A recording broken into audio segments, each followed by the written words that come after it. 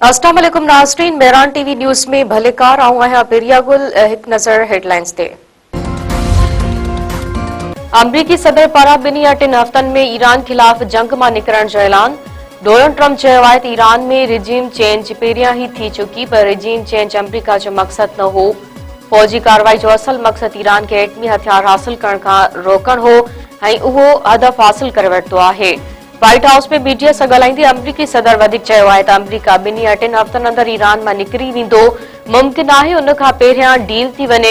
Iran सां हाणे ॻाल्हियूं ज़रूरी न आहिनि। अमरीका पंहिंजे मर्ज़ी सां जंग जो ख़ात्मो करे सघे थो। ईरान जंग जे ख़ात्मे लाइ ॿीहर तकरार शुरू न थियण जी गारंटी घुरी वरिती।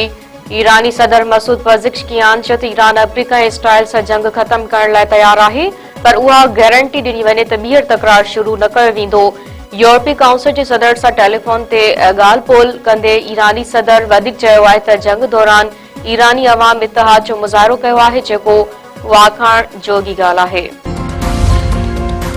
राधण वेझो सोलंकी ऐं ब्रोही बिरादरियुनि में जहिड़ो ॿ क़तल, 3 ज़ख़्मी। ॻोठ दिलावर सोलंकी में बहराम ब्रोही जे धुरियुनि में हलंदड़ तकरार तां झेड़ो थी पियो। फायरिंग में अली गुल सोलंकी ऐं साबिर सोलंकी मारिजी विया। ज़ख़्मियुनि में असद शफ़ीक ऐं मोहम्मद जुमन सोलंकी शामिल। धुरियुनि में छिकताण तेज़।